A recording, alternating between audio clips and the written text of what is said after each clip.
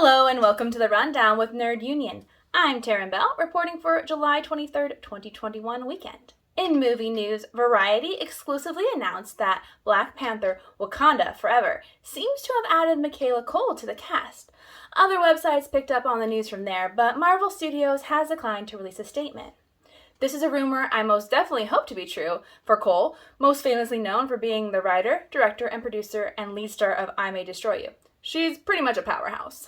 In official casting confirmation on Wakanda Forever, Winston Duke spoke on returning to his scene-stealing role of M'Baku during a recent interview with Collider.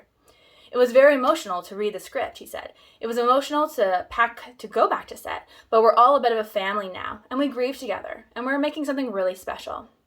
Overall, I believe that Ryan Coogler has committed to showcasing Black excellence and honoring Chadwick Boseman's legacy in the steps he is taking for the sequel. Phoebe Waller-Bridge was spotted on set for Indiana Jones 5 wearing clothing from the late 1960s. On Twitter, candid images were shared both by user Jubilee as well as on the fan club handle Indiana Jones 5 News, who pulled the stills straight from the Glasgow Times. Warner Media CEO Jason Kilar spoke at AT&T's second quarter earnings call this week and declared, "Motion pictures matter and will continue to matter," according to Variety. This was in tandem with his announcement that Warner Brothers has committed to produce at least 10 movies as exclusive releases for HBO Max for 2022. The CEO also noted that he doesn't see the industry going back to the way the world was in 2015, 2016, or 2017 with a long 75 to 90-day window for a title's theatrical run before its first home video release. Warner Brothers has already said it will shift to a 45-day window for key template movie titles.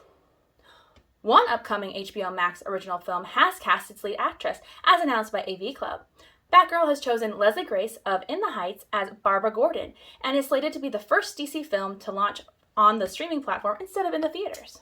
Deadline has exclusively revealed the cast of Billy Porter's directorial debut film What If with Orion Pictures, a production company whose goal is to feature underrepresented voices both behind the camera and in starring roles through authentic storytelling.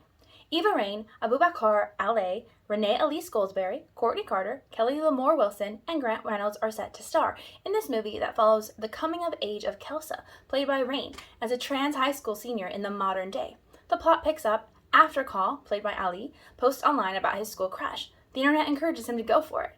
What If tells the story of Kelsa and Call navigating a senior year relationship that neither could have expected. Deadline also notes What If marks Raine's debut in a starring role. Raine's storytelling as an actor, writer, and filmmaker revolves around her identity as a Black trans woman. Anna Kendrick has locked in the lead role for the film Alice Darling alongside Wunmi Masaku of Lovecraft Country and Loki, Kanito Horn from Possessor, and Charlie Carrick from The Power. According to Digital Spy, Alice Darling follows the life of Alice, played by Kendrick, and sees her behaving in a strange way as she keeps details about her boyfriend, played by Carrick, hidden from her two best friends, played by Mosaku and Horn. Things intensify for the friendship group when they take a girls' trip out of town and a local girl goes missing. Alice's secrets will come to the surface when her boyfriend shows up on the getaway unannounced. The film has already started production in Canada. Jordan Peele broke the internet by casually dropping the poster for his new film on his Twitter exactly 1 year before it releases in theaters July 22nd, 2022. The title is simply Nope, and Peele's only caption was a cloud emoji. The headlining cast is noted as Daniel Kaluuya, Keke Palmer, and Steven Yeun. Dune drops official posters for each of the main cast, and they are definitely legendary.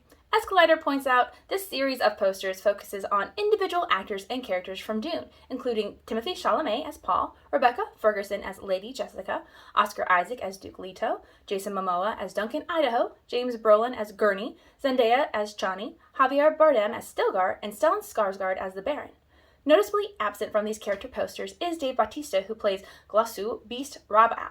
Also notable is that the poster points out the film will be released both in theaters and on HBO Max on October 22nd. Meanwhile, Dune's prequel TV series, Dune The Sisterhood on HBO Max, has found its new writer, showrunner, and executive producer in Diane Adumo-John.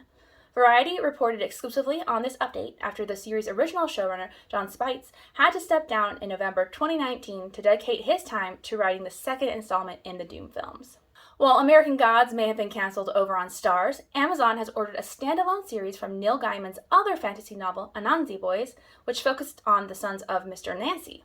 However, sources for Orlando Jones, who played Mr. Nancy over on Starz before being rudely fired when Charles Chick Eagley took over as showrunner, have noted that Jones is not going to take on the role for this new separate series, according to The Hollywood Reporter. I kind of hope that is just the prank of the trickster god Anansi, since I absolutely adored Orlando Jones owning the role of Mr. Nancy. For Disney Plus, Marvel's Executive VP of Film Production, Victoria Alonso, announced that more animation is coming during a conversation with Variety's Mark Malkin at NALIP Media Summit. Alonso revealed, "We're going to have our animation brands and mini studio, and there will be more to come from that as well. We're super excited about animation, which is my first love. We here at Nerd Union love animation and are super stoked about this development." The newest Marvel Studios Assembled episode for Loki showcased some early concept art that originally had the TVA queuing line full of familiar-looking variants, while Loki waits to his turn to be processed. As noted by the Direct, the line features what appears to be many of the Ravengers from both Guardians of the Galaxy movies, all donning TVA outfits similar to Loki's in Episode 1, while Miss Minutes gives the rundown in hologram form. The bottom middle of the image even shows Bradley Cooper's Rocket Raccoon, although there were no signs of him or any of the other Ravengers in the final cut of Loki. I would have loved to see Rocket pull one of his infamous escape plans from the Timekeepers. Screen Rant revealed that production on American Horror Story Double Feature has had to temporarily shut down due to a positive COVID-19 case, noting the 10th season has been delayed for a year during the rise of the COVID-19 pandemic and was originally scheduled to premiere in the fall of last year. The news of the shutdown comes as coronavirus cases begin to spike in LA County because of the spread of the Delta variant, with the governor once again issuing a mask mandate for indoors, regardless of vaccination status. American Horror Story is now the second major series to halt production, with Season 2 of Bridgerton also shutting down filming for the second time due to its second positive case. As someone who lives in Southern California, I just gotta say, stay safe out there, friends.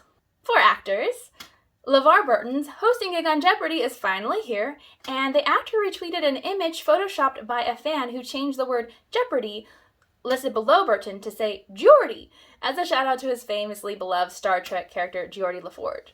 Burton's retweet included the caption, "Allow it," in regards to the unconventional but clever spelling.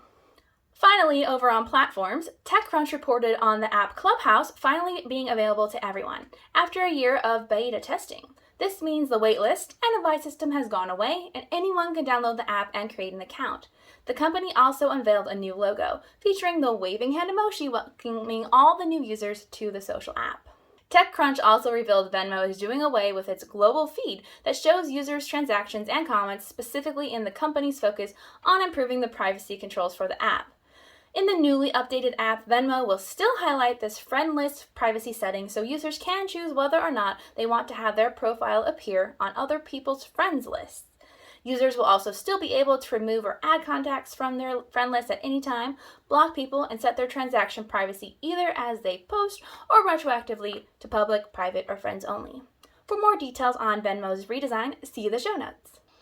Over on The Verge, Snapchat has had a busy week rolling out a feature that will let users pose their Bitmoji avatars in 3D animation.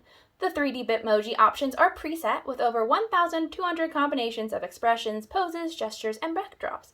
Snapchat's parent company also made a big move in buying the small company Vertebrae to expand the option of AR shopping. Augmented reality shopping lets people try on items before buying, which seems to increase the odds of people purchasing an item they can now picture themselves wearing and showing off. Remember to subscribe to Nerd Union's Twitch, Facebook, or YouTube channels for our live shows, news updates, and our upcoming video series on movies, games, and more nerd content. Special shout out to our Nerd Union Patreon supporters. We appreciate your monthly contributions, which helps us put out contents like this. Doug Schumann and Shelby Johnson. Till next time, I'm Taryn Bell, and this has been The Rundown with Nerd Union.